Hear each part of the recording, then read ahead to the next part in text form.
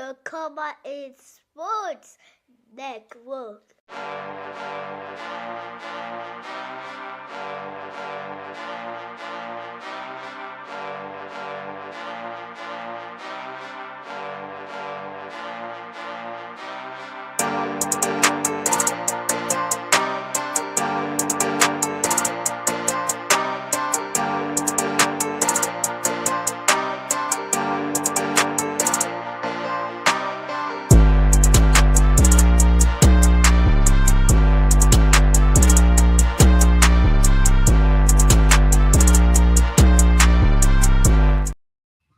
NFL Nation, how you doing? Come on in. Welcome to As the NFL Turns. It is week 3, baby. We're in the building and we're getting you ready, baby, for all the day's action. I'm Dolph Jackson, host of the Keeping It Real Who That Sports Podcast. My name is Carlos Clayton. This is my homegirl, PJ, Miss Phyllis Jr. We are the hosts of Uneducated Sports Talk on YouTube. And I'm Zach Bell from Real Fan Sports, man. Dolph, how we doing? What we ready for in week 3, man? Man, some surprises, man. I think we're going to have at least 2 upsets today, man. At least 2 upsets, man. Oh, yeah. Most definitely. With the parity being so close in today's NFL, man, there's always that chance to have 2, at least 3 upsets. As the season goes on and these lower teams start to get better and find their stride, there's always a chance for that. Yeah, it is, man. Man, let's greet the family in the chat right now, man. Who we got in there? Our boy Christian is in there, baby. Skull, Christian. The Skull Chan is in the building, baby. What's going on, Christian? What's up, in. Christian? Come on in. Thank you for being here. And for everybody who's watching on X and all the other platforms around Real Fan Sports, Uneducated Sports Talk, come on in. Atlanta Falcons Fandemic and Nonfiction on Twitch, man. Thank you all for being here, family. Man, let's get to it, man. Listen, all the action started this past Thursday night, man, in Buffalo, New York, baby. And it was the Bills hosting the Dolphins. And, man, this game actually turned into a better contest than many think. The game, to me, changed when it was 21-21. The Dolphins had just stopped the Bills. And on 4th down, I don't know why defensive lineman is trying to block the damn punt, but rolls right into the leg of the punter. And from there on, the Bills just closed it out 31-21, man. Your thoughts on this game, guys? Let's just show the difference between a championship contending team and a team that's trying to contend for a decent season. That's basically what's going on. When you look at Miami and everything was on their divisional battle, you're like, you got a chance to at least put some scare in Buffalo a little bit, not a lot, but show them that we can win a game on your ass, and it just did not happen, man. Dolphins and Tua and the head coach and defense, they all have their fair share of ups and downs in this game. But Buffalo, if you want to knock out a champion like Buffalo, and I'm saying divisional champion, by the way, sorry, y'all. If you want to knock out a champion like Buffalo, you can't make mistakes at the end. Tied at 21, you're is that correct, Dolph? That was a big momentum changer when they hit the kicker. And Buffalo got another chance and they scored. I mean, that's pretty much what it was. So you got to knock them out. If you don't, man, you're going to find yourself 0-3 what they are now. So, Mike Daniels has big issues coming around him. Yeah, man. Big issues, man. Your thoughts, Zach? Yeah, I mean, dude, it's just a lot of drama out there in Miami right now. I mean, you got talks of, people calling for the head of Mike McDaniels, and I even saw some people talking about how this game was closer and that Miami, should have won. And I was like, I felt like this was just a trap game for Buffalo. I mean, you come in, you play them at home and stuff like that. You could see they were playing a little loose. You kept seeing Josh Allen do these little tosses like this. And I was like, what is he doing? Like, please don't do that against my Saints next week and embarrass me. But it's a tough game for Miami. I think they're in a tough spot. It was good to see Ollie Gordon finally get going. They're finally using him in the goal line. He was able to get himself a touchdown, his first NFL career touchdown. So that's really good to see. But Miami's got a lot of work to do. And, although it was a little close, I'm sure Buffalo would have liked, they always felt like they were in control in that matchup. Got Matthew Grange in the business. Hey, guys, Sydney, Australia, checking in all the way from down under. What's up, Matthew Grange? Always good to see you, man. How you doing, Matthew? Come on in. Come on in. Nolans, I see you, baby. The 504 is checking Yes, in, baby. sir. Hopefully the 504 can check into a W today. But personally, I'm gonna tell you right now, I'm giving you my pick now for that game. So I just playing. It's too early. It's too early, baby. It's too early. What's going on, Nolans? And shout out to our brother in the chat. What's good, Nan? What's going Nah, in the on, building. man? Come on, Nana's in the building. family. Let's get it. Is definitely in the building, baby. All right, family, let's get to the first game on our docket today, man. Man, we start out in the NFC South, baby. It's an NFC South battle. Throw out the records. Records don't matter, baby. It's a division game, baby. Anything can happen. Falcons taking on the Carolina Panthers today, man. Listen, the Falcons are a field goal away from being 2-0, man. Very impressive win they had this past Monday night in Minnesota, where they thoroughly shut down that Vikings offense, and they made J.J. McCarthy look like the J.J. McCarthy that played 3.5 quarters on the Monday night game before he had that heroic finish to the game. I love the long pass rushes. Listen, and when the Falcons traded back up into the first round to get James Pierce Jr., many were like, what are they doing? But I understand this is a team that has actually been looking for a pass rush since, what I say, Abraham. They had Abraham as the DN. It's been years, man, since they had a consistent pass rush and someone that you really had to count, someone that you really had the game plan for on that side of the ball as far as rushing the passer. But James Pierce Jr. so far has recorded 7 pressures, which is the second most by all rookies, trailing only the New York Giants' Abdul Carter. Today, I'm going with the Falcons. I think the Falcons take care of the Panthers. The Panthers they seem to be a team that starts slow and then comes on strong at the end. Again, last week, Bryce Young, man, he looked kind of suspect early in the game, but toward the end, man, he woke up, gave them a fighting chance, but they were unable to come back last week. I'm going with the Falcons in this game, guys. Yeah, I got to agree with you. I'm going to Atlanta as well because they're running game. Bijan Robinson, like you see Drake London, you see Kyle Pitts out there. It doesn't matter about their stats as long as Robinson's getting his. Because you take out Derrick Henry, you take out Saquon Barkley, and you probably take out Jonathan Taylor, and Bijan Robinson's your best running back in the NFL. He is that talented right there. And going into a hostile environment in Minnesota on primetime television, you saw who Bijan Robinson was. He will be the dismaker once again for the Falcons and Panther squad. I mean, it was nice to see how they turned it up in the second half against Arizona last week, but you need a lot more than that to beat this Falcons team. Give me the Falcons and win this one. Yeah, I'm just going to pair it off, y'all, man. Give me the Falcons as well. Very simply, I mean, the Falcons are just a better team than the Panthers are right now. You know, slow start for the Panthers. It is what it is. But Falcons are going to get it done.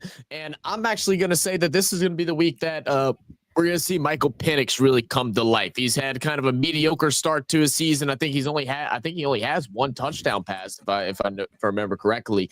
I see this being a breakout game for Michael Penix to get his season really up and started, and they can see where the Falcons will go throughout the rest of this year. Yeah. I got you. Our next game of the docket, the Packers go into Cleveland, the Dog Pound, to take on the Cleveland Browns. Packers coming 2-0, and right now they're looking like the best team in the NFL. And, man, that's not good news for Cleveland, by the way. Coming in 0-2 and got spanked by the Ravens last week. And now Packers are their first road test. That's the only issue now. That's the only thing we got to see is how can they bring this on the road now? First 2 games against really good teams at home. Now you go on the road where it is a big difference now because the crowd is against you in this one.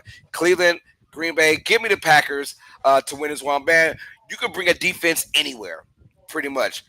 Defense and a running game. That goes everywhere with you. And I think that defense, that front four, you had Michael Parsons to it, man. They're nasty. And Joe Burrow's going to see a lot of the sky today. How about that? He's going to see a lot of the sky. Hit a lot, man. And as far as the Browns go, it's looking like 0-3 is in their future right quick. So give me the Packers with this one. I think they'll win it big, easily, comfortable. Gotcha. Well, man, let's talk about this game here. The game that like Carlos said, it's the Packers, it's the Browns. So man, it should be simple. It should be the Packers. But I'm here to tell you, baby, not so fast. Because if it's one thing Cleveland does have, it's defense, baby. They play defense in Cleveland. And if you don't think they don't play defense, think about this. Last week, Lamar Jackson held to under 20 yards rushing. Derrick Henry held to under 40 yards rushing.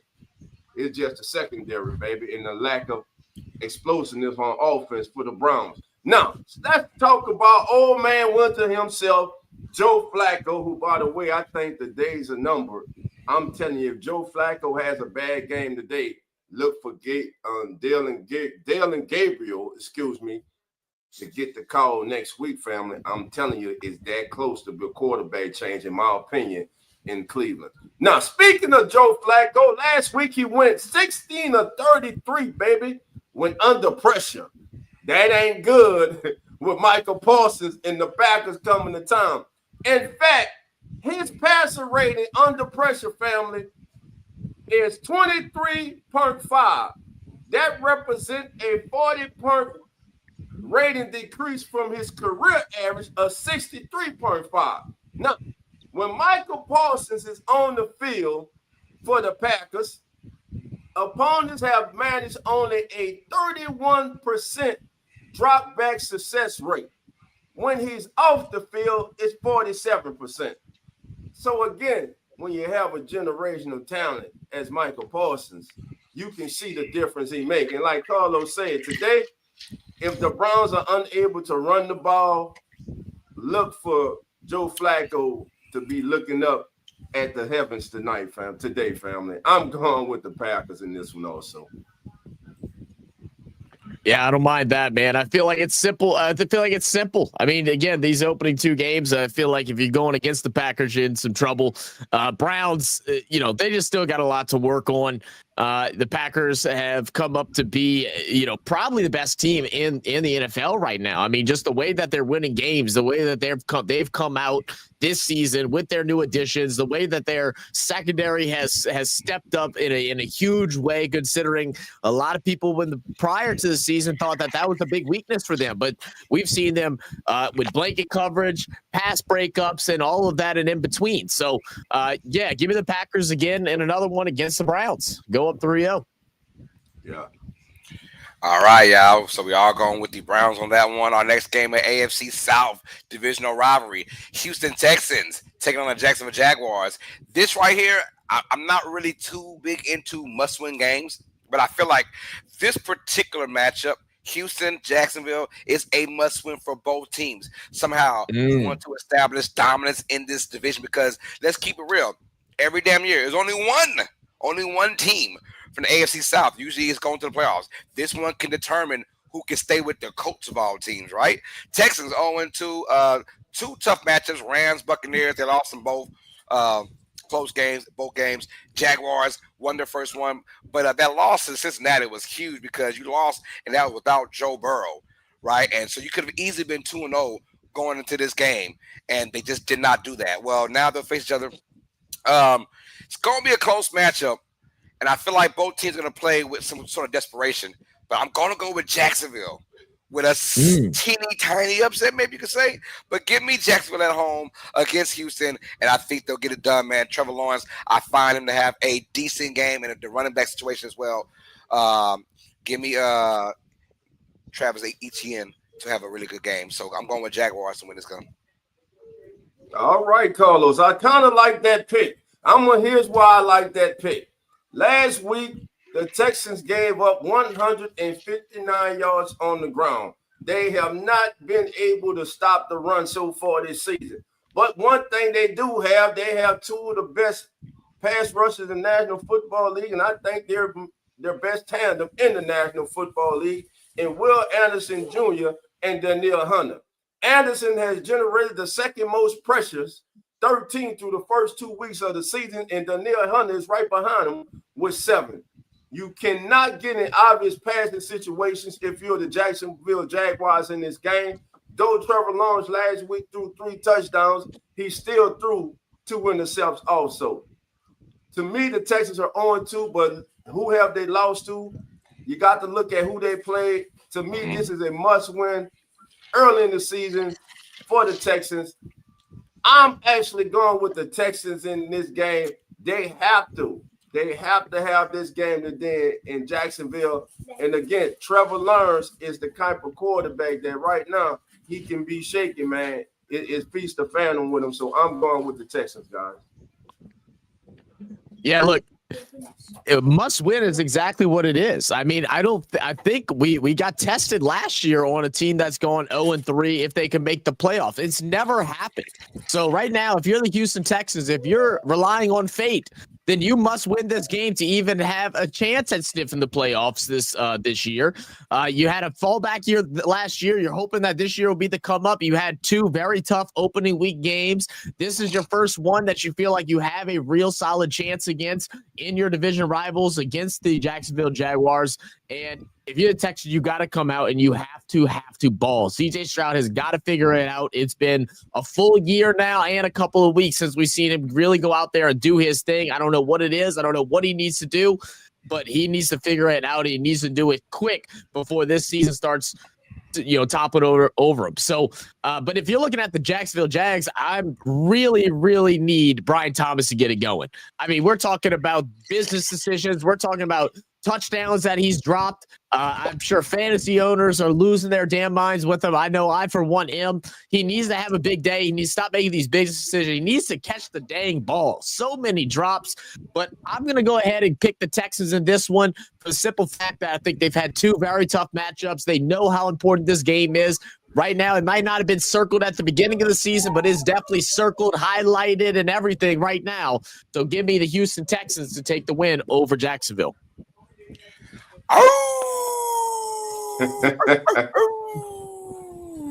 Go Jaguars. Come on, man. Come on. Well, look, that'll take us into our next couple of games as we're getting ready here. And we got first up Minnesota Vikings and the Cincinnati Bengals. And obviously the Bengals are dealing with a bit of troubles themselves as Joe Burrow is out again. We're going to have Jake Browning starting, but not only that, the Minnesota Vikings also without their starting quarterback and J.J. McCarthy. And can that actually be a bad thing considering McCarthy's only played 1 out of 8 quarters decently so far this year? We're also going to be missing out on Aaron Jones. So Jordan Mason, he's going to have a big role as Aaron Jones gets moved into IR. And I think that's really going to topple these things around. So, when I'm looking at this matchup between the Bengals and the Vikings, I almost feel like the offensive firepower of the Bengals is still enough, even without Joe Burrow. We saw Browning come in and be able to connect with Higgins, connect with Jamar Chase, use their running back. And I think I'm going to go ahead with the Bengals in this matchup. I'm gonna go with the Vikings at home, and I wonder what O'Connell's thinking right now because last year, if McCarthy doesn't get hurt, he's the starter over Sam Darnold last year. And here's my thing: his injury sparked a Sam Darnold emergence, right? And I wonder the same thing this year. His injury could spark a Carson Wentz emergence, right? On top of that, they're at home, and they have a really good defense to go with that. I think Jake Browning gets pressured all day. I'm going Minnesota. Skol with a home victory. All right. No J.J. McCarthy, you're right, Zach. That could be a good thing. Jake Browning last week for the Bengals comes and goes for 2 touchdowns for 241 yards. He has a QB rating of 69.9, but he also threw 3 of them things. We can say what we want, but the Vikings do have a defense. And if there's one thing you don't want to do on the road, you don't want to turn the ball over. I think Jake Browning will turn the ball over today. I think the Vikings will succeed today. I'm going with the Vikings in a game that I think will be close with 2 backup quarterbacks going at it today. I got the Vikings in this one today, family, 20-16. Come on, City Wolf. Oh, come on, man. Come on, baby. Let's get it. What the hell was that? Look, That I don't know what that was. that sound like a chicken that just got hatched. Look, Man, what look. the- Like All right, come on. I'm congested, bro. I'm congested. I'm trying, damn it. I'm trying, damn it. I'm trying. Look, hey, Pittsburgh Steelers go into New England to face off against the Patriots. And now my voice cracking and everything, bro. I can't control it. Damn it. It's not my fault.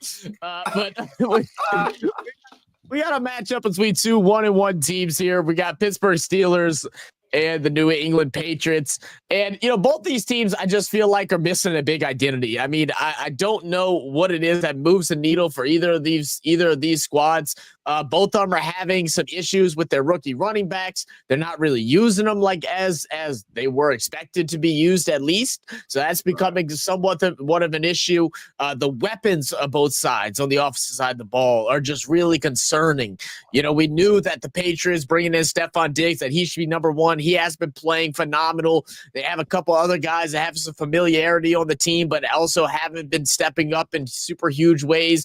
So, this is one of those games where it's just going to be kind of nasty. It's going to be kind of ugly. It's not going to be a game that you're going to really want to tune into unless you're a fan of one of these teams. But the way I look at this game, I want to say I'm going to give it to the young buck. I'm going to give it to Drake May to come out at home and get a win against Aaron and go ahead and grab the win today against Pittsburgh Steelers. What y'all got? All right, I'm going to go next. Drake May must have heard me talking about him last week. He said, damn it, I'm tired of everybody calling me, telling me Dolphins talking about me on as the NFL terms. Well, damn it, last week he went out there and said, I'm going to show you, dog. This is what they all saw in me last year, baby. He goes on and throws for 230 yards, has a QB rating of 137, and throws two, as Carlos says, 2 tutties, baby. He threw 2 tutties last week, but guess what? The Steelers are coming in angry. They're coming in upset. And hopefully, young Caleb Johnson knows when the goddamn ball is kicked off, you don't just look at the damn ball and assume it's going out of bounds and walk your ass off the field. So hopefully they got that straight this week. That forever will be on NFL bloopers, my son. Forever will be on NFL bloopers. But with that being said, Patriots are riding high at 1-1. But guess what? The Steelers go into Foxborough today, baby, and they get back on track. They beat the Patriots today, and I'm saying they pick off Drake May 2 times today. I'm going with the Steelers. Don't worry, Zach. I'm going to have you save your voice for now, man, because I'm also going with the Patriots. I'm going New England, baby. Give me New England, man. I feel like both these teams, it will be a sloppy game, but Patriots at home, I feel like confidence from last week is going to roll over in this one. Steelers haven't really scared anybody so far, right? 32 points in week 1 giving up on defense. 24 points. Let's say that. 24 points given up on defense. Week 2. Patriots saying, how about us? Let's get some points on the board. If the Patriots can score 24 points from damn selves, they're going to win this game. I think that what happens. Give me Patriots 24-17 over the Steelers in this one. Dolphins, I like go it. ahead and get it, brother. Oh! There we go. That's a good one. That was a damn good one. Anytime I got one, I'm subbing you in, Duff. We're gonna go ahead. I got you. We'll team, baby. I got you. We'll team. I got you. I was sub you in, man. But that'll bring us over to New York Jets in Tampa Bay, facing off against the Buccaneers, man. And this Buccaneers team is looking scarier than ever. They still got a couple of kinks to work out. You'd love to see them just kind of walk away with games, but I think this is the one that they do. And guess what? They're only a week away from getting their wide receiver 2 back, likely in Chris Godwin. So that's really exciting stuff, as New York Jets are without their starting quarterback. That's going to lead to a couple of issues. And I think this is one that you can simply say the Tampa Bay Buccaneers are going to walk away with. Don't go ahead and fall asleep. Tyrod Taylor has it in him to go out there and, win a cheeky game when he comes off the bench and has a start. He does it every single year, just about. So Buccaneers, go get the job done. You're the better team, and go get the win against the Jets today. What you got, Duff? Or Carlos? Oh, go ahead, Carlos. No, Vegas. I mean, Vegas must know something we don't know because I'm a little nervous for this game. If you look at the spread, it's only -6.5. I'm like, oh man, But you're right though, Zach. Tyrod Taylor is known for coming in and having that one damn game every year or two that has a spark, and they find a way to win that game. Then he gets hurt like the next game. It's always crazy how that goes with Tyrod Taylor. But he's always that backup man. One game, one healthy game, I can make something happen. But Buccaneers are not going to allow it to happen today at home. They have all the momentum, and their defense still riding high after 2 weeks. I love their defense. The Jets kind of showed themselves last week who they really are on offense, and after that blowout by Buffalo, give me Tampa Bay to win this one. But I think it will be a close game, though, because if Vegas says it, you got to believe it, right? Yeah, you got to, man. No. Let's talk about it, man. Vegas is saying 6.5. Cats Carlos nervous. Has a lot of bettors out there nervous. What does Vegas know that we don't know? I'm gonna tell you what they know. Sure. They know that though the Bucks come in undefeated, Baker Mayfield has struggled against man coverage. This year, he has played poorly against man coverage. In fact, through 2 weeks of the season, Baker Mayfield has just a 4.7. Has a 17% completion percentage when facing man-to-man coverage.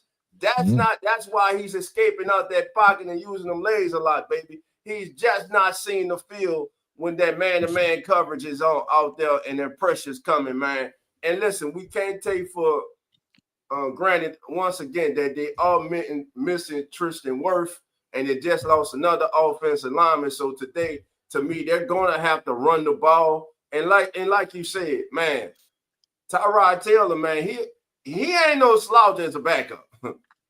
He will come in there and he will do something. But at home today, I think it's the Bucks. Bucks go to 3-0, man. Come on. All right. Oh, there we go. Carlos done muted himself. You muted, Carlos. Oops. Let's keep it rock and rolling, y'all. We got Colts at Titans, y'all. The 2-0 Colts taking on the Tennessee Titans. By the way, AFC South matchup again. So all 4 teams in the South of the AFC will be facing each other in today's week 3. Man, I'm going to go with, the Colts right now, they have that identity with Daniel Jones and Jonathan Taylor. And who knew that just leaving the New York Giants will resurrect anyone's career? Ask Saquon Barkley, although he didn't know resurrection. But a championship, a Super Bowl, it was what he needed and he got. Daniel Jones now needs that respect. Respect me as a 32 starter in the NFL, right? And he's getting that respect, dude. It's kind of funny how you look good when your O-line can protect you and that you can show who you really are. That is going on with Daniel Jones right now and playing great football. He is one of 5 quarterbacks right now to have 2+ touchdowns and no interceptions the first 2 games of the season. And he is balling. Of course, do not forget about the 3rd best running back in the league, in my opinion, Jonathan Taylor. You saw that. He went for 160 on the ground and 50 receiving for a touchdown. This Colts team has the identity. Tyler Warren is a beast of a rookie. The Titans right now struggling on offense, right? And they still have no identity. I feel bad for Cam Ward right now because the O-line's not blocking well and the receivers aren't catching the football when they are open. So right now, give me the Colts. Still in a close one. Tennessee's got heart. I like that. And they have a good defense as well. I do believe that the running game will be a key for the Colts in this one. And they will win. Give me a touchdown win. Give me the Colts. Let's go 22-16. Indianapolis. All right. How about you, Zach? Okay. Look, I think Colts should be able to win this game. I mean, you take a look at the Titans right now, and, poor Cam Ward, man, just to talk fantasy for a second, we look at quarterbacks and their rankings in fantasy football. Cam Ward is not number 32. He's number 34. That means players have came in as backups and have outperformed what Cam Ward has to do. And that's not a big, slight on Cam Ward and his abilities as a quarterback.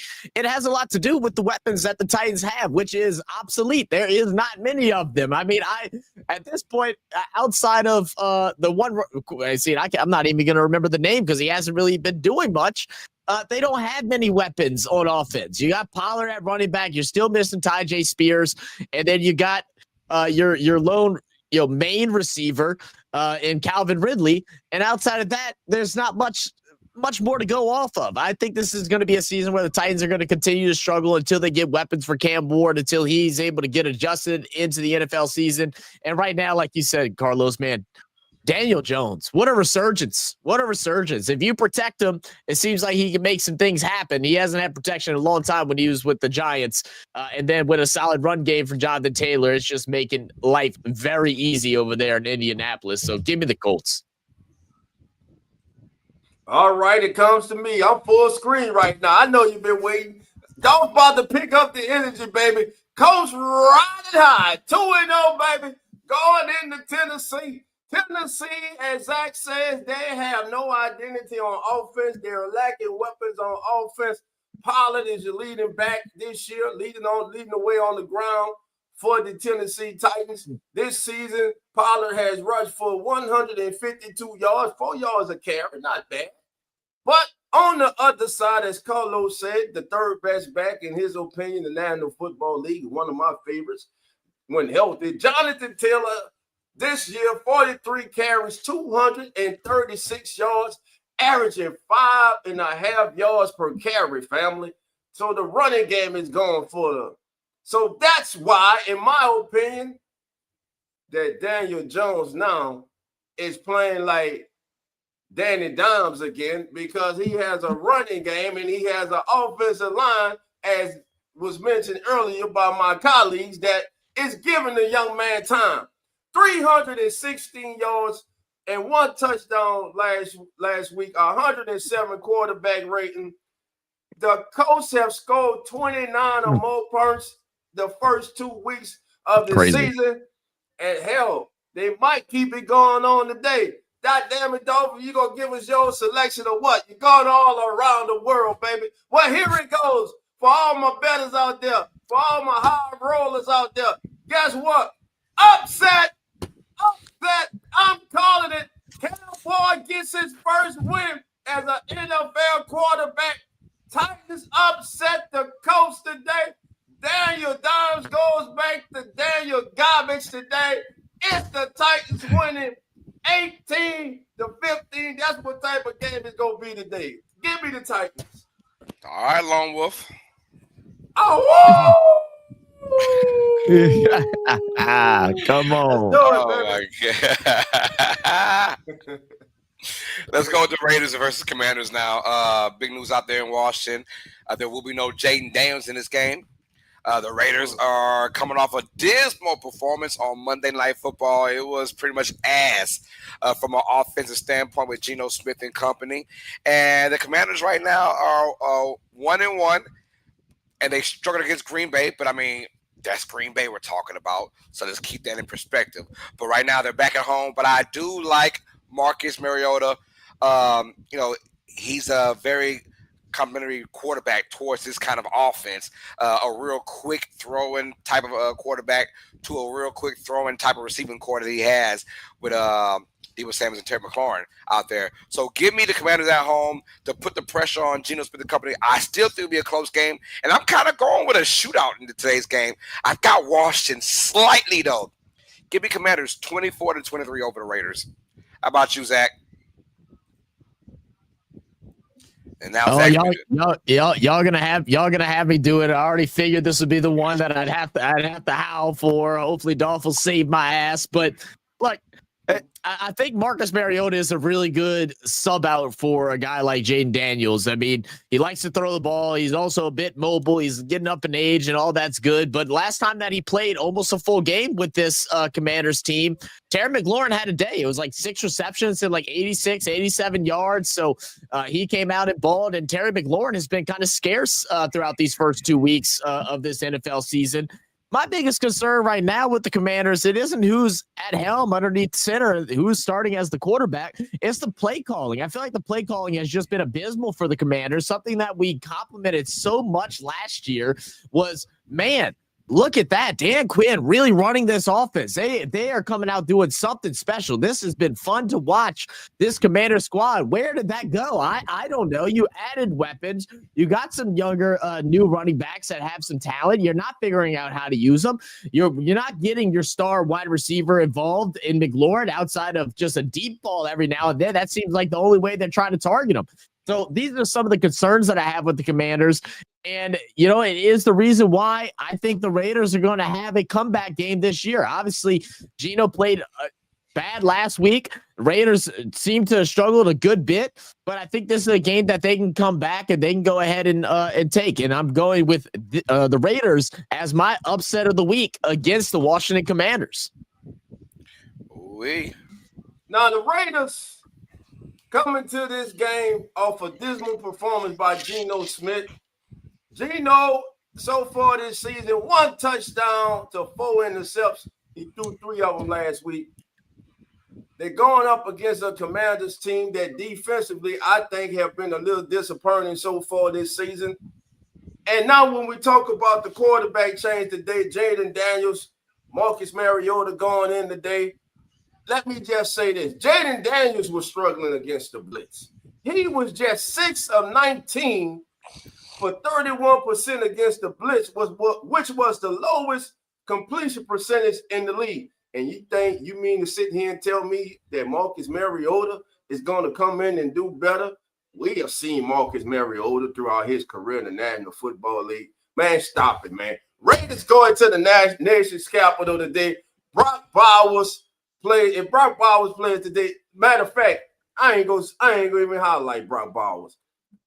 Today, I'm calling it his first 100-yard rushing game is today against the Commanders. Ashton Genty, baby, goes for $108 today and 2 touchdowns. Raiders defeat the Commanders in the nation's capital. Oh, thank you, Dolph. And they cannot wait till Jalen Daniels gets back after today's performance of Marcus Mariota. My man said $108. He just gave him 108 yards. Oh!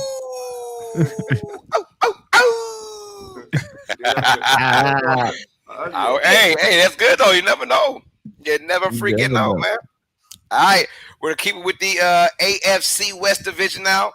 The Denver Broncos, 1-1, taking on Los Angeles Chargers. Both these teams are trying to fight to dethrone the Kansas City Chiefs. Out of these two teams, so far, one has faced the Chiefs and beat them. It is the Chargers. Broncos going there 1-1, but man, it's been really up and down for their offense so far this year. A lot of low lights. Bo Nix really slinging that rock, and not in the right way, in my opinion. I think Bo Nix is being, too much gone to his head. I believe that you're the next big thing. So far this is your sophomore season. So let's see how that sophomore season does for Bo Nix per se. But right now, offense is struggling in my opinion. They cannot get that passing game going on, and Bo Nix as QB1 for this team, he has got to do better, and it doesn't get any easier when they go into Los Angeles now with that Chargers defense riding high right now. And of course, I like that Jim Harbaugh has had a change of direction. Guess what? We're going to throw that football. I have a Herbert on my team. I can throw the ball. You saw that in week 1. You saw a little bit of that in week 2, but not too much because the Raiders weren't really a threat in that Monday night game. But give me the Chargers to keep the foot on the Chiefs next. They'll go 3-0. Broncos will drop the 1-2 and all panic for Super Bowl Denver Bronco predictions. All that will go away for now, man. Give me the Chargers win this one. Still a close game because it's divisional rivalry, but the Chargers at the end, I feel like it's a nice kind of year. I've been I got to apologize to the Chargers right now because I had them only winning like 7 games this year. They already had 2 and probably had 3 today. So give me the Chargers over the Broncos. Okay. Look, go ahead, Duff. What you got for us, man? All right, do it on me. I thought we were going to Zach. They threw it on me. Well, damn it, let's talk about the sophomore jinx is on, baby. Bo Nix. Everybody was talking Bo Nix. Everybody was talking Sean Payton as the quarterback whisperer. Okay, he whispered because he just goddamn it happened to find a Hall of Fame quarterback. But anyway, anyway, that's for another day. Here we go with Bo Nix. 4 touchdowns and 3 intercepts so far this year with an 82 completion percentage. You say, okay, but this is Bo Nix. This is the Bo Nix that everybody was praising all season. This is the Bo Nix that earned my respect for the way he played last year. But damn it, this is 2025, and right now he's playing like the Bo Nix that was at Auburn that I wasn't too damn impressed with. Bo Nix has under pressure. Get this. Bo Nix is 4 of 11. I'm going to say that again. Under pressure. Bo Nix, 4 of 11 for 21 yards and 2 interceptions. I'm going to say it again. 4 of 11, 21 yards, 2 interceptions. Now, when he's not pressured, 43 for 59, 361 yards, and 4 touchdowns with the 1 intercept. Now we go to the other side. The man that everybody has been saying has to take that next step to get to the next tier of quarterbacks in the National Football League. That player is none other than Justin Herbert. Herbert through 2 games has completed 44 of 61 passes for 560 yards, which is ranked second, and he's ranked second in the NFL in success rates. So when blitzed this season, this is for the Broncos, when blitzed this season, Herbert has completed, Carlos, Zach, get this, 18 of 24 passes, baby, for 264 yards and 2 touchdowns. Last week, the Broncos blitzed Daniel Jones 71% of the time. And Daniel Jones went 16 of 25 for 265 yards. So I'm telling you, if you're the Broncos, you might not want to blitz too much today against Justin Herbert. I'm going with the Chargers in this one. I think the Broncos go to 1-2, and I think there's some problems in Denver. You had Bo Nix and Sean Payton getting in a little heated exchange on the sideline last week. But, hey, really, there's nothing to that. That's just coach and quarterback, 2 fiery competitors. That's all that is. But Bo Nix, man, he has to pick his game up for the Broncos this season. Right now, he hasn't had a good start to the season. They escaped week 1 against the Titans also because he had a horrible game. Yeah, you know what? You're not wrong there, Dolph. It's tough. It's tough living right now if you're in Denver. I mean, this was a team that I had projected to possibly go to a Super Bowl this year. I mean, I felt like they had all the pieces. They go ahead, revamp their running back room with J.K. Dobbins, bringing the rookie R.J. Harvey. Run game hasn't been quite as expected.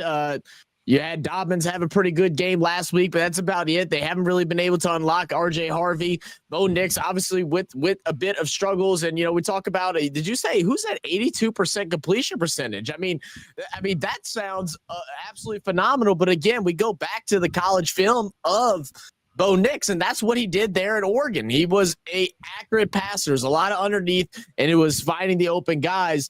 But we all wondered, will that lead to wins in the NFL? Like, it's not the most fun way to win games, but will it lead to wins? And so far, this season has been a bit of a struggle. And then you take a look at the Chargers, man, and come on. I mean, I know fantasy owners are losing their minds because they went high on Amarion Hampton. I grabbed him, I believe, in the second round in one of my drafts, and he's just not getting used to it because they're like, Harbaugh's like, you know what? We are in 2025. I think we're supposed to start throwing the damn ball. Shut up, Carl. Whoever did that? Who was that? Amarion Hampton in the second round. Go ahead, get that rookie in the second round. Go ahead. I did. I sure as hell did too. But it's very good to see that Justin Herbert getting a chance to just throw the ball. We all have heard how great of a quarterback he is. He's been up there compared with the guys that are at the top of the charts right now in that top 5, and everybody's been wondering, well, he hasn't won nothing yet. Can this year be the year that sets him off, that gets him really in that conversation? Except for the people that are riding, but we'll move on from that. I think this week, though, is going to be for the Denver Broncos. I'd like to see a comeback win. I feel like this is a win that is needed. It's a divisional matchup. You're going against the Chargers. Chargers are on an absolute high right now. Your defense needs to step up. You've gotten some good film on what the Chargers want to bring to this team. And I'd like to see Bo Nix go out there and have an actual good day. I think it's going to start with the run game, get that run game going early. Sean Payton is one of those coaches that's really good at making adjustments after having some treacherous matchups. So let me go ahead and take the Denver Broncos in this one. I'm going back-to-back upsets, and I'm not howling. I'm sorry. Ow. Just go ahead and spell it real loud. Yeah. Woof. Woof. Woof. What the hell? Woof. Yeah, damn dog in the howl. HOWL. What the hell? That boy say woof. He said Woof. woof. Woof. What the hell? If I howl, my voice gonna crack. I'm gonna get clipped. I ain't doing it. I don't know what else to say after that, don't bro. know, PJ. I know, PJ. We lost for words, PJ. We lost for words right now. Oh, man. Oh, goodness. That's a good one, Zach. It was on our injury report, right quick. Yeah, man, we'll go through some of our injury reports. Obviously, we've gone through a handful of them, but the biggest ones that we want to talk about is obviously Jaden Daniels going down with the knee injury, who's going to bring in Marcus Mariota, and how that's going to affect this Commanders team that is, needing consistency at the play. So losing him at this point in time is huge. Even though it's early in the season, just week 3, I don't think it's going to be a long-term injury. At least all signs are showing that it won't be. But losing Jaden Daniels with a rough start to the offense is definitely not a good look, and hoping Marcus Mariota can go ahead and turn things around definitely doesn't look good. And then Aaron Jones, Aaron Jones got a large workload last year, and that was something that the Minnesota Vikings desperately wanted to fix. Aaron Jones is now being sent to the IR due to a hamstring injury, and that's going to bring up Jordan Mason to get some quality reps. Now, Jordan Mason is no slump at running back. He's a guy that's been playing really well with the Minnesota Vikings for a couple years now. They were expecting to give him an increased role this year to just limit the amount of touches that Aaron Jones needs as being a veteran in this league. Well, they're going to need him. Yeah, they're going to need him to go crazy over these at least next 4 weeks as Aaron Jones dealing with a nagging hamstring injury. Obviously, and we go over to the Broncos, who we just spoke about. Their tight end, Evan Ingram, that they picked up this offseason, is going to be out due to a back injury. We know Evan Ingram, a bit up in age. I think he's like 31, 32, something like that. And that's going to affect them going forward, as they were expecting him to have a big role in this offense. On some good news for injury reports, Chris Godwin, he's getting closer and closer, guys, and that is scary for anyone that's going against the Tampa Bay Buccaneers. They believe him to come back next week, that he's a week away from starting. He got some reps this week. They decided it was a no-go, but they're looking forward to bringing Chris Godwin, and it may be a 3-headed monster over there between Chris Godwin, Mike Edwards, and the rookie Ibuka, who's been balling like crazy to open up this season. Then obviously Justin Fields being out with a concussion, bringing in Tyrod Taylor. We also have Jaden Reed of the Packers going into IR due to a collarbone and foot injury, and that was a nasty hit. You could, if you were close enough, you probably could hear the bone snap whenever he hit the ground the other week when he faced off. So that's unfortunate for him. And then with the Seattle Seahawks, we don't have an official report yet, but it is doubtful that Charbonnet will play. So fantasy owners that were having some concerns about Kenneth Walker after week 1, he balled out in week 2, and expect the same thing here in week 3. They've been splitting the carries roughly about 50-50. One will get 10 one week, one will get 12, then it'll be 11 and 13, and they swap back and forth. Well, expect Kenneth Walker to go ahead and get a lot of touches in this matchup against the New Orleans Saints that we'll be talking about coming up. Appreciate that, Zach. Yes, sir. That's Zach's injury report for week 3. Let's give a shout out to those in the chat right now, man. We apologize for that. Let's Dana G in the building says, "Who that family?" Dana. Dana's in the building showing love. We got Atlanta Falcons Fandemic, Mr. Cowboy in the building. So what's going on? Come on in, family. What's going on, Cowboy? Rise up. The fall down, baby. Got EJ News. Got to pray for it. Says, I'm fighting COVID for the 3rd time. My goodness, girl. No. Where the hell you live at? I don't want to be there. Man. Get that vitamin D, baby. That vitamin D. H2O, baby. There we do go. it. There we go. Let's keep it rocking. We got the beautiful Christian Arujo. So, hey, everyone, make sure y'all come hit Hey, that hey. like button. Happy Sunday. Hope everyone's having a blessed day. Let's get it. Christiana, Yes, what ma'am. up, baby? Come on Yes. in. Come on in. We got St. John, but I got a Oh nagging my suspicion God. that those stats aren't from this season. With about earlier, my man Nard had put some crazy stats up there, probably from last year. I don't know what it was. Yeah, I think it's from last year. The update does. Chris says you're also Carlos. That's right. 2 out of 3 went for Minnesota to win that game. Skull. You know what I'm saying? That's how we do it around here. Anne Marie Elizabeth Valowski is in the building. What is she, Dolph? If that's not a law firm, baby, I don't know what is, baby. What's She's going feeling on, good. Andy? She's feeling good. We put the Patriots, I think 2 out of 3, or was it all 3? I can't remember already. I think we all got the Patriots. I ain't got the purchase. I went with the Steelers. Oh, you went with the Steelers? Yeah. He's on with that bad boy. Yeah, with that, baby. I'm sorry, Andy. we got Hobson Mason says I'm watching NFL on Screen Variety. Variety, okay. I don't know if she's real or not, but hey, welcome to the channel regardless. Okay, We got J-Rock. What up, Rock? Come on in, baby. J-Rock showing love, y'all. That was everyone that's been in here so far showing us some love. We appreciate that, man. Let's get down to our evening games, excuse me, however you want to call it, afternoon games, whatever you want to call it. Let's get it. We have a good one in Seattle. I'm sorry, y'all. I mean, we have a decent one in Seattle. The New Orleans Saints will take on the Seattle Seahawks. And I'll tell you this, though. As a Saints fan, I'm very happy with my team. I'm not going to lie. Yeah, you're 0-2, Carlos, and it's not going to be a great year. I understood that from the beginning. I knew that already. Yeah, I knew we have a sorry-ass year. But I'm just happy that we show that we belong now. 2 games in, 2 chances at least having a win in both games. So I'm fine with that. Now, our first road test against the Seattle team, that can be very dangerous. Kenneth Walker, J.S. Simmons had a great first 2 games so far.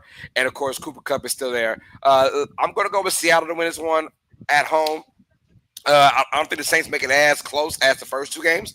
Got Seattle by, I'm going to go with 27-17. Give me Seattle to win this one. And fairly easy, in my opinion. About you, Zach? Oh gosh, man. Yeah, I mean, like if I want to give a real prediction, yeah, sure. I mean, I guess I'd go with the Seahawks. I mean, I feel like that if you don't go Seahawks, that's kind of a silly call. But you know what? I'm kind of silly, you know. So I am picking the Saints, but that's just because of my homerism. I don't even care at this point. We've been so dang close, man. Like we've been within a score. We've had chances at the end of games, and we just got to go out there and we got to compete. I still am not a big fan of Sam Darnold. I'm still not. I still have my doubts with his ability as a quarterback. Now, don't get me wrong. We made Mac Jones look like an all-pro last week, so I guess that really doesn't matter. But nevertheless, man, I think it's going to be an interesting game. We'll see what the Saints are able to do. You know, we're have to figure out a way to go against this tough crowd. And dang, whoever's made the NFL schedule to give us 3 straight games, probably in the hardest, you know, at the very worst, second hardest division in the NFC. And then give us the first 2 away games in Seattle, Washington, and then in Buffalo going into next week. God, they were setting us up for failure. Go ahead, Dolph. Do I really got to? I mean, you got to. I mean, you don't have to, but you got to. Man. With that being said, Sam Darnold in week 2 threw 2 touchdowns, baby. He had a QB rating of 89. They went into the Steel City and did something that a lot of us didn't see them doing, which was defeat the Pittsburgh Steelers. Now they beat the Steelers. They look at their schedule and say, oh, we got Spencer Rattler and the rebuilding lowly New Orleans Saints coming in. It's a noon kickoff. We got the 12th man in the building, baby. We'll just throw our hammers out there, baby, and we'll roll all over the Saints. But they better have really been watching the film, because this team, they might be 0-2, but damn it, they are a fighting team that is fighting. They are fighting for their coach, and young Spencer Rattler has grown up these last 2 weeks. He has done what you want to see a young quarterback do. He's gotten better each and every single week. And if you think I'm not lying, let's think about it. Last week, Spencer Rattler, he completed 7 passes on play action for 73 yards and 2 touchdowns. Now, in week 1, he completed 1 of 4 for just 4 yards. So, in my book, that is progression. With that being said, I know I got you hyped. Y'all thought I was about to say Saints go beat Seattle. I got to take my fan hat off, man. I just don't see it today. I hope I'm wrong, but I'm going with the Seahawks, man. And I think it's going to really get away from us late, man. I got the Seahawks winning 31-16, man. Mark. He's how? He's talking about Mark. This ain't the lone dog. It's the lone wolf. Hold on, man. I can't. I got to go. It's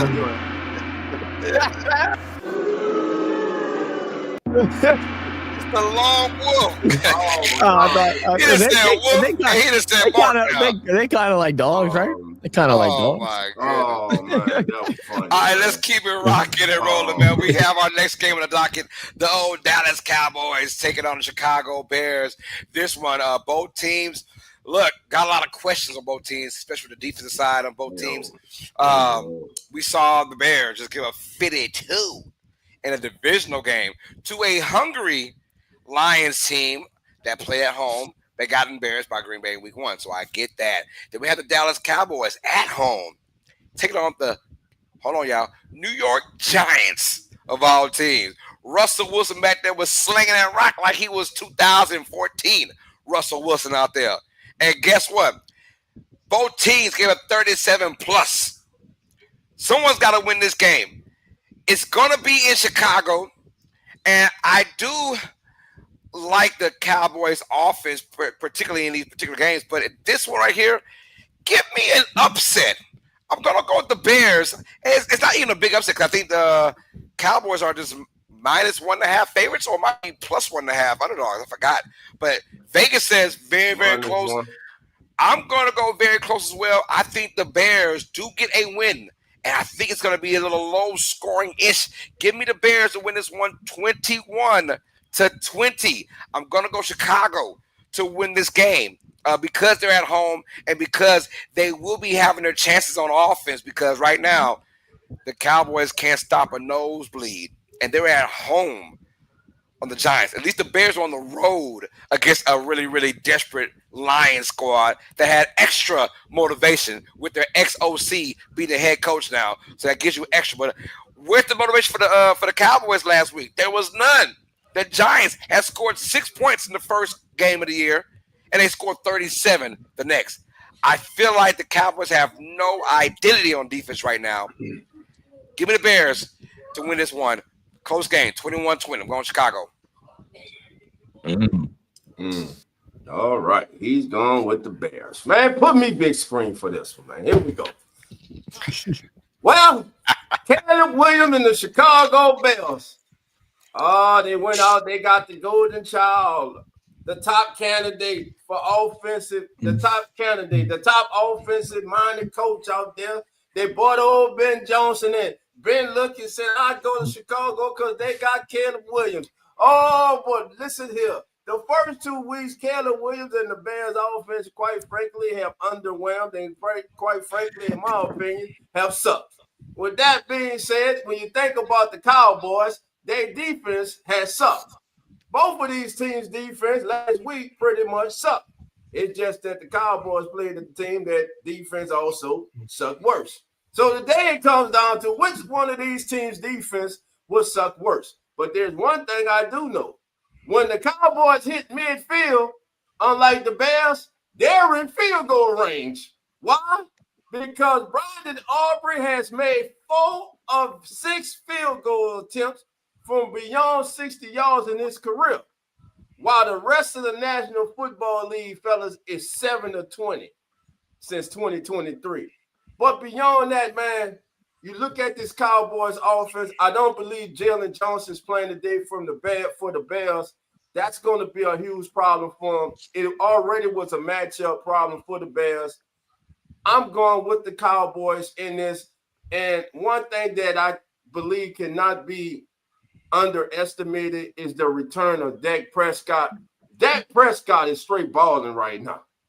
He is straight balling right now for the Dallas Cowboys. And the Cowboys have their lead running back, Javonte Williams. This young man has always been talented. He was talented in Denver. The one thing that was holding this young man back was injuries. And now that he is healthy, you see what type of running back he is. Give me the Cowboys today. Brandon Aubrey on a walk-off 66-yard field goal. The Cowboys defeat the Bears 27-24. How about that, family? I don't mind it. I was about to mess with Carlos. I was like, if the score's going to be 21-20, then you're telling me that Aubrey missed a field goal because at some point, if Cowboys get the ball, I'm letting them kick it from wherever. I don't care. 80 yards, it don't matter to me. Just go ahead and let him put a boot to it because the dude's got a leg. Man, I'm just tired of you talk about the spread in this game, and I think you're right. I think it was Cowboys favored by like 1.5, maybe, or something like that. Look, the NFL just still wants to ride the coattails of this Bears team for them to be good. They want this so bad. They want it so desperately. They want Caleb Williams to be that guy. And just for me, I just haven't seen it yet to say that he is. They keep talking about all the weapons they have in Chicago. Man, they're even hyping up Swift like he's some great running back. I got people saying that Swift is better than Kamara in some feeds that I've been reading. And I'm like, I just don't understand what exactly is going on. Why all of a sudden we're doing this and think Chicago is the next Kansas City Chiefs. I don't get it. Look, Cowboys definitely have some struggle on defense. It's almost like they're missing their pass rusher or someone that was like top of the league. Like they'd have somebody like that, right? Okay. I don't know who that person would be. But it maybe Izaraku, even though he got pimp slapped the other night by the Giants left tackle, which was some sweet justice since the Cowboys also did it to another team in week 1. That was funny, but. Nevertheless, man, let me give my prediction, and I'm going with the Cowboys, man. I just don't see this Bears team being much of anything. I think the Cowboys actually win this one pretty handily. I got them winning by over a touchdown. Give them like 10 points. Oh,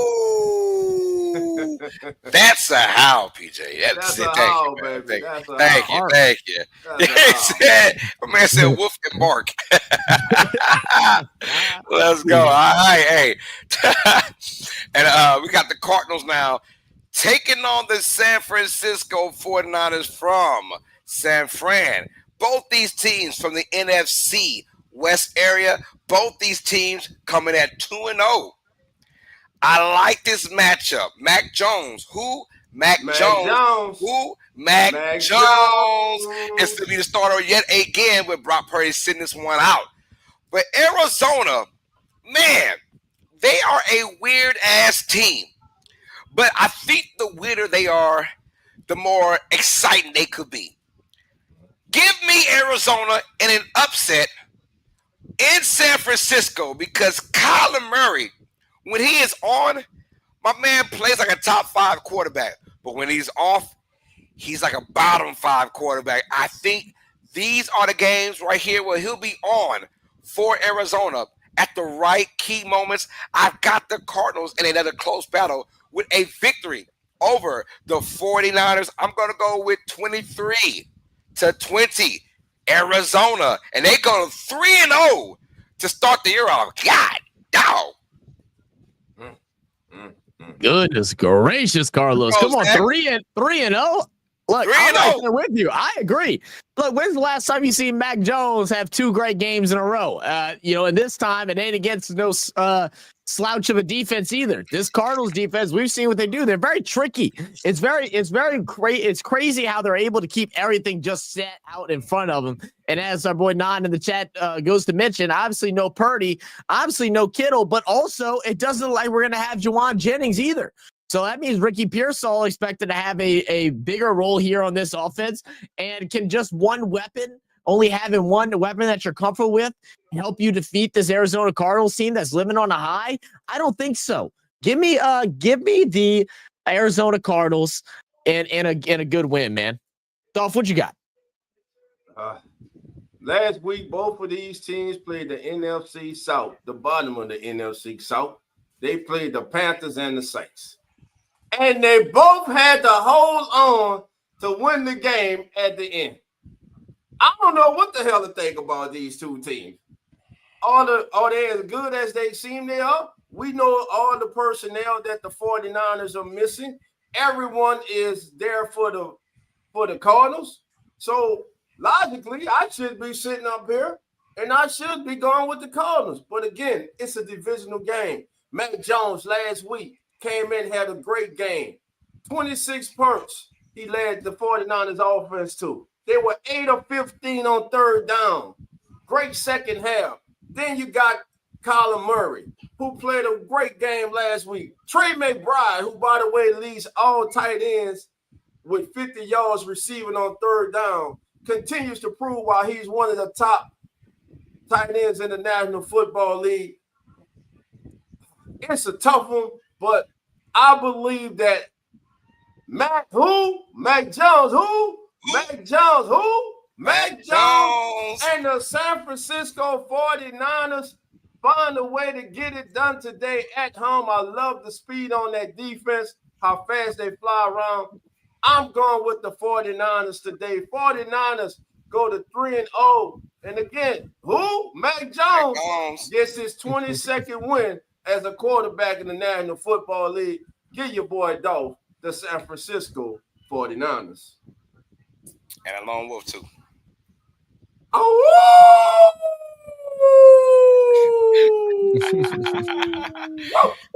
That's a good one. That's a good one. Go, baby.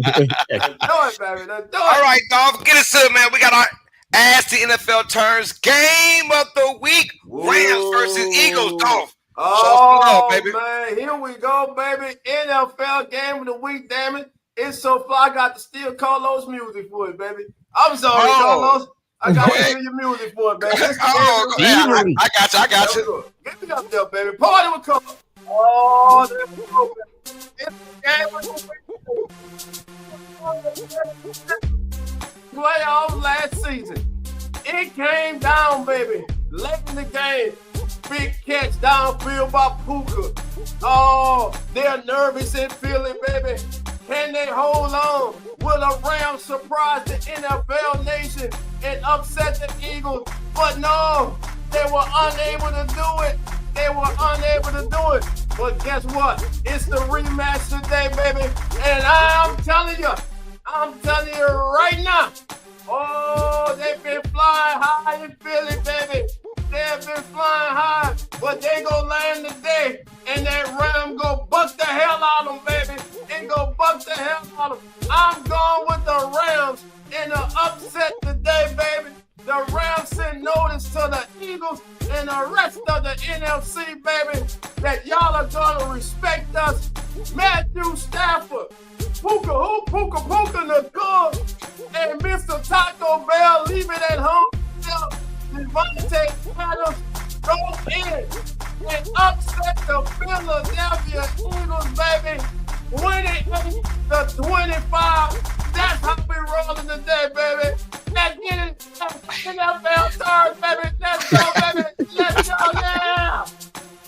Hey, I'm going to go with the Eagles to win this one, man. Give me Philadelphia to win this one for sure. Look, I like both teams, and I have the Rams as my representative for the NFC in the Super Bowl. But right now, the time is all about Philadelphia, where everyone's talking about the push. I'm telling you right now, they are going to have about 8 push opportunities in this game and go 8 for damn 8. Because they're sick, and I'm also sick of this push being banned talk. Give me Philadelphia. Oh, Saquon Barkley. We saw what happened last year. Not 1, 2 games of 100+ rushing yards. God, no. He is looking for another statement running in this game. Give me the Eagles in this one. I got a lower score than that. Give me 24-20 Philadelphia. How about you, Zach? Hey, there we go, man. We got 2 powerhouses in the NFC facing off together, man. Philadelphia Eagles and the Rams. Matthew Stafford looking to show that an old man can learn new tricks. He's got the steroids in his spine. He's ready to go. He's snorting the damn smelling salt from the sideline, trying to get hyped up and ready. But don't forget, they got a dangerous running game, too, in Kyler Williams. And they also added a new threat to wide receiver, Devontae Adams. I don't think the Philadelphia Eagles are going to be able to get away with this slow game of play that they've been doing the last couple of weeks. It's been ugly, it's been nasty, but it's one football game. But I think this week is the week that it goes down. Give me the Los Angeles Rams to take down the Super Bowl champs. All right. That is our NFL. As the NFL turns, game of the week, Rams and Eagles. Boy, hold on. Could you win with Zach again? Damn, I gotta howl. Who you go for again, Zach? I went with the Rams. I got the Rams. I got No. I'm hollering it. I'm hollering it. I'm hollering it. That's a good one, PJ. That's how you howl. I don't do what you did, Mark. Bark. Hey, let's keep it going on now, man. Hey, we have our late night games, Sunday Night Football, and this might be the most hyped up 0-2 versus 0-2 game we've had in a long time.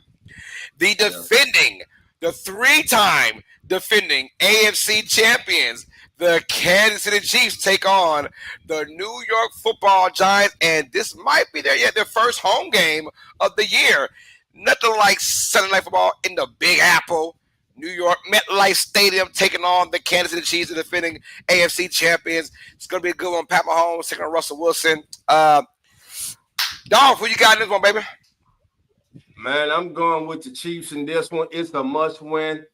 Andy Reid, Patrick Mahomes, man. Last week, Patrick Mahomes, 187 yards, an interception and one touchdown, and just a 72 QB rating. I don't know if you guys have been paying attention. He's still great, but I don't think he's as great as he was. I'm telling you, there's something going on in Kansas City, and the thing that is going on in Kansas City is simple. They do not have a running game. Their inability, to run the football is hurting this football team right now. And dare I say, they're putting entirely too much on Patrick Mahomes. Not only does he have to make everything happen in the passing game, but now he's your leading rusher through 2 weeks of the season. They have to find a running game against the Giants today. And of course, the Giants just went to Dallas in a game that was one of the better games of the week, if you like offensive football. But from a defensive side of it, man, left a lot to be desired by the Giants. So a must-win Monday Night Football. I'm going to go with the Chiefs in this one. I think they get by, but there will be a lot of talking Tuesday morning if the Chiefs come out this game. Monday morning, if the Chiefs come out this game 0-3. I'm going with the Chiefs. Oh, man, it's a tough game, man. The thing is, it shouldn't be tough, but the bottom line of it is the Chiefs haven't looked good. They're dealing with a whole bunch of injuries, obviously, and that hurts them. Travis Kelce at his age right now being the primary option for Patrick Mahomes isn't really a good thing. I'm waiting for them to really get to using some of these younger guys that they have in Jalen Royals. I don't understand why he's not being utilized really at all in this offense, because it is perfect timing for exactly that. With no Xavier Worthy, with no Rashee Rice, Pacheco not having as much success as they were to hope. I just don't get it.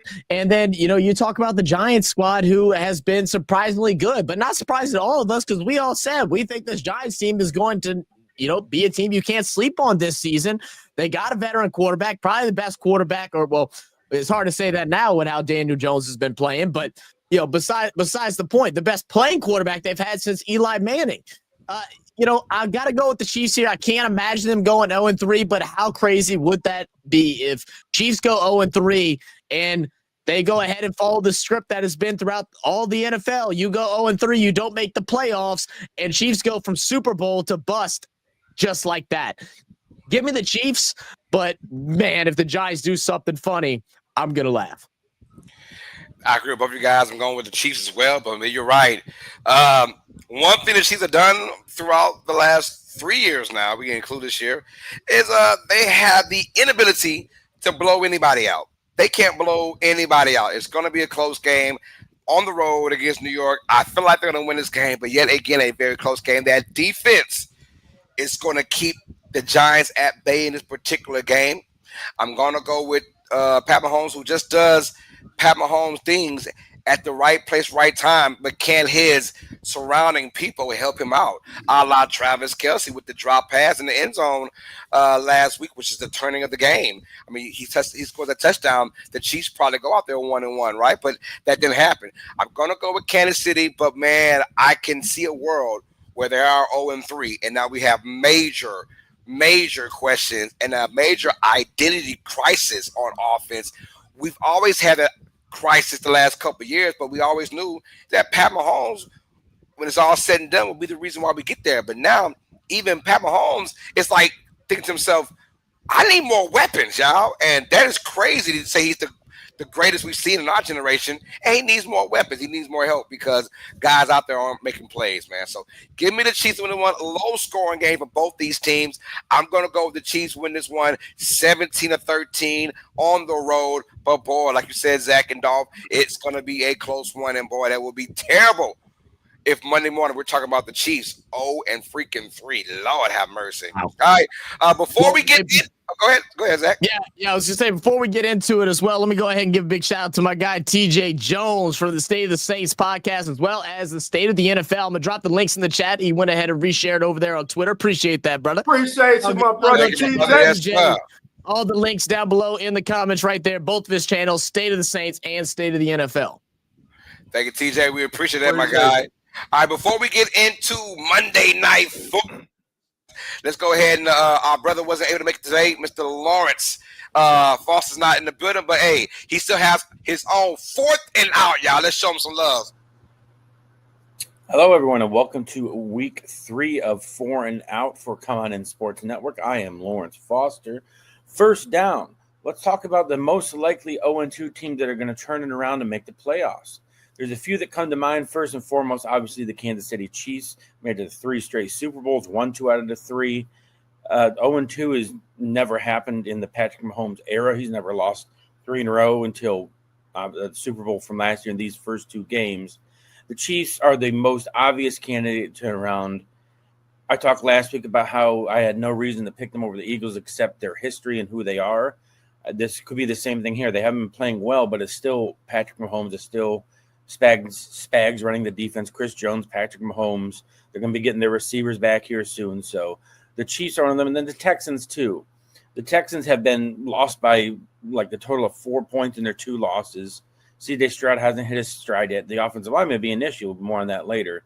But the Chiefs and Texans seems like the most likely 2 teams to turn around from an 0-2 start.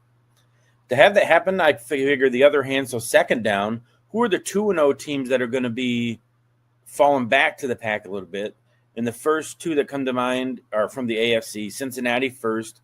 And that has mostly to do with the Joe Burrow injury, going to be out at least 3 months, they said, for his turf toe surgery. Jake Browning played a few years ago, went 4-3 replacing Burrow, but it's not the same thing. Their defense isn't as good as it was a few years ago either. So obviously Cincinnati falling back to the pack seems very likely considering that they lost their MVP caliber quarterback in Joe Burrow. And then the Colts as well, great story to start the year. They whooped on Miami the first week, got a win against the Denver Broncos with a late penalty to let them re-kick a field goal, and they won it. Props to them. But Daniel Jones, I see falling back to earth a little bit. India is overall falling back a little bit. A little bit doesn't mean any necessarily going to be awful, but then see him fighting for a wild card berth by the end of the year. Third down, heading into this season, a lot of people talk about the NFC North being the best division, possibly the AFC North. The NFC West at this point is saying, hey, what about us over here? They have 3 teams at 2-0, the Niners, the Cardinals, and the Rams, all 2-0. And then Seattle's 1-1 with the 1 loss coming to the Niners in a closely contested Week 1 game. They're the only division that has everybody with at least 1 win, so there's nobody winless in the NFC West. And all 4 teams can make a case of like, hey, we can be a playoff contender here. The Rams have high sights set higher than that. So the NFC West asks and will get respect on their name here from 4 and Out. And that brings us to fourth down. We're going to punt. We don't punt the ball here. That's 4 and Out. Backup quarterbacks. Every team needs to have a backup quarterback plan. And when you don't, you have things like Miami happened. When Tua goes out, they just fall to pieces.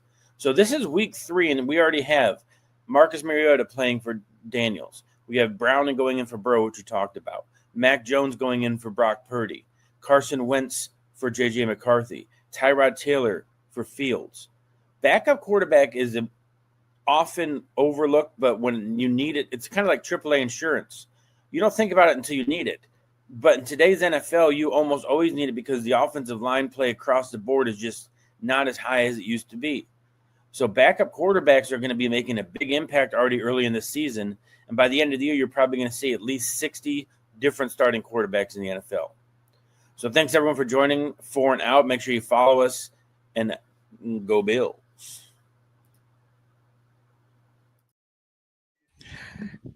That is our man Lawrence Foster with 4th and Out, man. Some interesting takes right there. He talked about the it's funny because he's right, though. Backups aren't really talked about until you actually need them. Yeah. And it's going to be interesting to see which backup this particular week. We have Carson Wentz, you got Jake Browning, you got Marcus Mariota. My question, you guys, fellas, what backup quarterback is going to have the biggest day in today, or needs to have the biggest day? I'm going to go with Tyrod Taylor. I think he needs to have the biggest day of the backups. I'm really not expecting much from Marcus Mariota. And Browning, I believe, on the road. I believe he turned the ball over at a high rate last week. Now you're going on the road in the hostile environment against the Vikings. I don't believe he's going to be successful. I'm going with Tyrod Taylor. Okay. I kind of feel opposite. I mean, like if the question is who do I think is going to have who's going to have the breakout game as the backup, or who I think needs it the most. Who I think needs it the most, I think, is Marcus Mariota. I mean, because the Commanders, how they've struggled through offense, you need Marcus to go out there and have a really good game, get these receivers nice and primed up, and get ready for Jane Daniels' return. So I think this is a huge game. It's a pivotal game for Marcus Mariota. Although the team is 1-1, I think it's absolutely necessary. I do think Tyrod Taylor has a chance to go out there and have a good game, but it's still the Jets. They're 0-2. They have a really tough matchup. I just don't see that. But the player that I believe is going to have the biggest impact, that's going to have the best game, is Jake Browning. I'm opposite with you on that one, Dolph. I think Browning has all the weapons. I think he has everything under the sun in order for him to play well, and I think he does that today against the Vikings. Yeah. My only concern, and I'm sorry, Carlos, my only concern with Browning, again, is his ball protection, man. You got to protect that ball, especially going on the road. And although Zach is opposite Dolph, I'm not opposite of you, Zach. I'm going to go with Carson Wentz. I think if there's a prime game, a prime head coach to get Carson Wentz back on track, think about this: the Bengals defense ain't shit. Let's keep that real. And then you're at home, and you have the quarterback whisperer and Kevin O'Connell. I think he's going to bring the best of Carson Wentz, who I think will play and needs it the most. Also, because I could see a resurgence in Carson Wentz, at least for this year. And I'm kind of concerned for McCarthy. What if Wentz does have a great couple of weeks, 2, 3, 4 weeks? Do they decide to keep Wentz going? Or that's yet to be determined. But I'm going to go with Carson Wentz, man, who's going to, if you can't get it done at home against a very bad Bengals defense, then you're going to have issues all year. So I think Carson Wentz and Kevin McConnell's going to get it done. And now I look for the Vikings to have a scary, be a scary team if Wentz can be that guy. So I'm going to go with Carson Wentz. So I think we're opposite of all each other. That's kind of cool. I like that. All right, now let's get to our Monday Night Football matchup, man. This one has the makings of a really, really good matchup. Detroit Lions taking on the Baltimore Ravens. Both these teams come in at 1-1. Both took L's week 1. Both got dubs in week 2. Lions smashed the Bears. Did they get their offense together?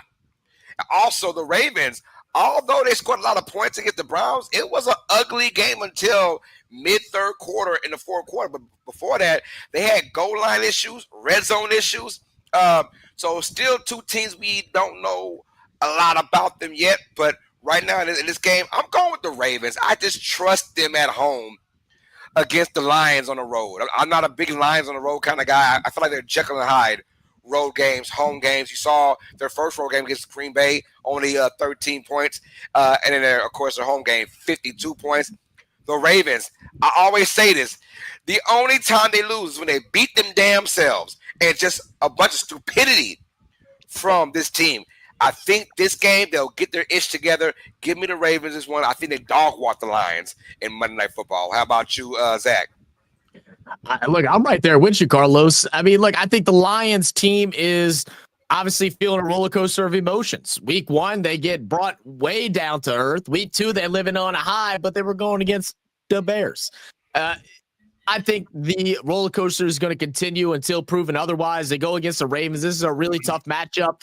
I love to see that their offensive coordinator, defensive coordinator, all that stuff can kind of get together at some point, but we're still early in the season. There's still going to be some bumps in the road, and I'm with you. I think Ravens win by a fair amount. Man, both of y'all are out your mind. You're crazy. What games have you been watching? They played Cleveland last week, and they couldn't run the damn ball against the Browns. This week, the first week, they played Buffalo, and the Ravens gave up over 40 against Buffalo. The Lions got their stuff together last week against the Bears in a big way. 6 for 7 in the red zone. They went for over 50. And when I look at this matchup, you gave up 50 to the MVP in Buffalo. But I'm here to tell you, the Lions have more weapons offensively and give you more problems on offense than the Buffalo Bills.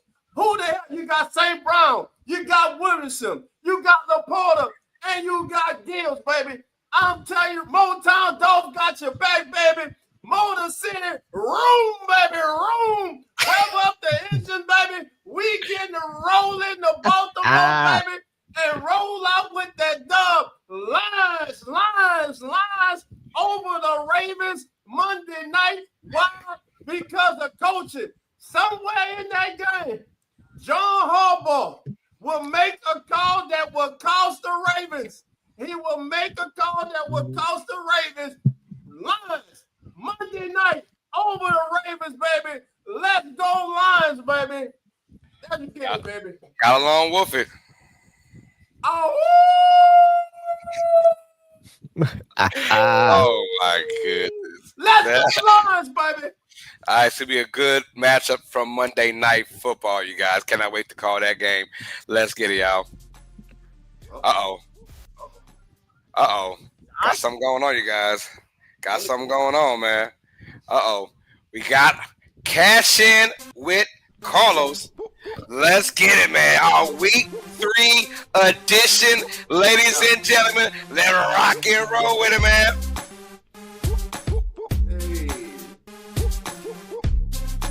Money. Hey.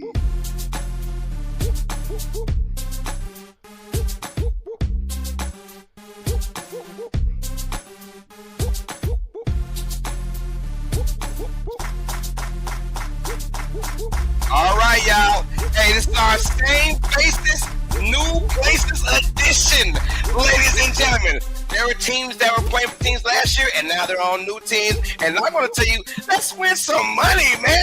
Please, are you ready? It's too easy, this one. Too easy.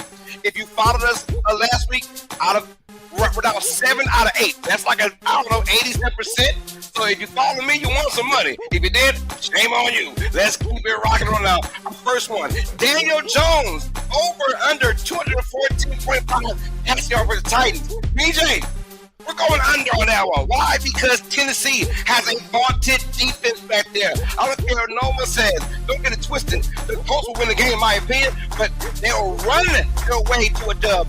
Taylor back there will get up on 100 yards rushing. Daniel Jones will have a great passing game, but he has legs, though, baby. So give me Daniel Jones under 214.5 against the Tennessee Titans. Let's keep it rocking, y'all, because Daniel Jones was with the Giants. Thank God he didn't let that. He's with the Colts now, and better and brighter things coming for Daniel Jones, but under 214.5. Let's keep it rocking, y'all. Deebo Samuel, he was once a Niner. Now he is a freaking Commander. Well, guess what? They're going to need all of what he has. Mariota comes in as the backup quarterback. when he does best. Hey, Deacon and Duncan and Debo Samuel will take a 5-yard pass and turn to 30 anytime now. Debo Samuel over under versus have receiving yard versus Raiders. DJ, give me the over. I think Debo has a great game today. Catching and running and making things happen. He goes over 46.5 yards receiving versus Las Vegas. Y'all, we're not done with this. Nick Chubb was once the man for the Cleveland Browns. Now he is the man for the Texans right now. He is their starting running back. Over under 49.5 yards against the Jaguars. Nick Chubb, we're going under. We're going under, PJ. Why? Because the Jaguars and the Texans are going to have a close game. But I do believe that the passing game for Houston is going to be on point today. Nick Chubb will be close to the range. But I'm still going under because he's going to mix it up with other guys in the backfield as well. Nick Chubb will go under 49.5 rush yard versus Jaguars. Of course, our last one, Michael Parsons. That's right. Not Michael. Micah. Jerry Jones. He was once a Dallas Cowboy. Boo. And now he's going to be a Green Bay Packer. Minus 188 to get a sack. Get that sack for you guys, man. $100 might win you about 60, man. Come on, let's get it, man. That is cash in with Carlos. Let's rock and roll, y'all. If you don't believe me, believe it now. Get your money, baby. We out of here, man. We are out of here. Come on. All right, man. Yes, Let's sir. get it, man. Let's get it. Uh-oh. Yeah, I appreciate that. All right. Y'all know what time it is. It's time for the best segment in all the pregame, baby. You can't find this on CBS, Fox, NFL Network, ABC. I don't care what the hell your name, baby. It's home, baby. It's right here. Fellas, what time is it? It's time for what? Straight ballin'. Let's get it, baby.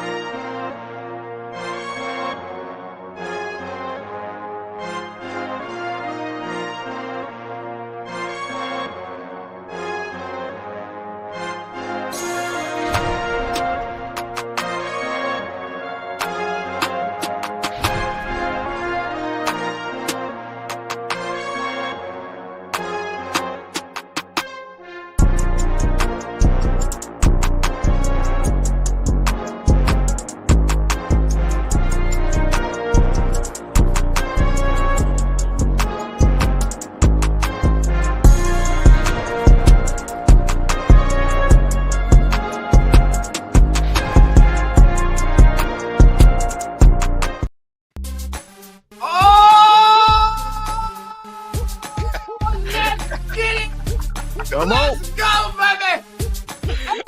NFL turn. NFL Nation, how you doing, baby? It's time for straight. Now on this segment, here's what we do. We select our today for the straight baller of the day. Who's gonna ball out their mind in week 3 of the NFL season? Oh, your boy Dolphin starting. I'm starting Monday night, baby. All the way to Baltimore, Maryland. Who's gonna ball? My straight baller is no other than Jameer Gibbs. That's right. Jameer Gibbs is gonna run all around and through the Baltimore Ravens. Man, the bouquet is out. That's bad news for the Ravens. So give me Jameer Gibbs as my straight. Week 3. Let's go, baby. I got one person, 3 letters.